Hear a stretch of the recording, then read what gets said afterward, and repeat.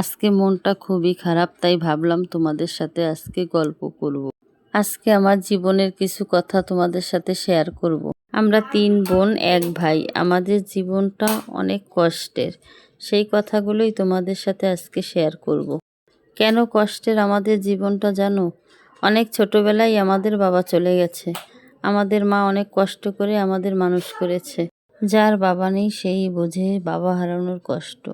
তাই বেশি দূর লেখাপড়া করতে পারিনি। 13 বছর বয়স যখন, তখন আমার মা আমাকে বিয়ে দিয়ে দেয়। তখন আবার নতুন জীবন, নতুন সংসার।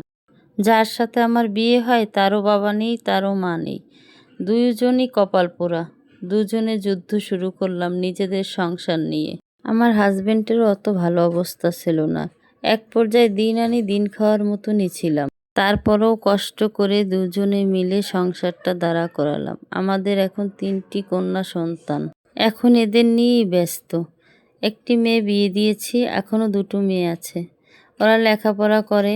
এখন আলহামদুলিল্লাহ সবাই মিলে অনেক ভালো আছি। ওদের জন্য সবাই দোয়া করবেন যাতে মানুষের মতন মানুষ করতে পারি। কেননা আমার তো ছেলে নেই, ওরাই আমাদের ভবিষ্যৎ আর ওরাই আমাদের বর্তমান।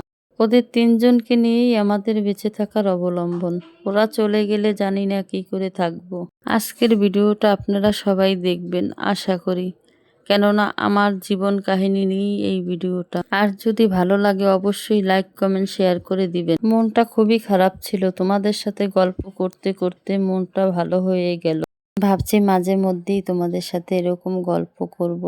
যাই হোক, সুখ দুঃখ নিয়েই মানুষের জীবন। আল্লাহ চাইলে সবই পারে, কোনো কিছুই অসম্ভব আল্লাহর কাছে নেই। আজকের ভিডিওটা এই পর্যন্তই থাক। মহান আল্লাহ তাআলার কাছে দোয়া করি তোমরা সবাই সুস্থ থাকো, ভালো থাকো। আল্লাহ হাফেজ।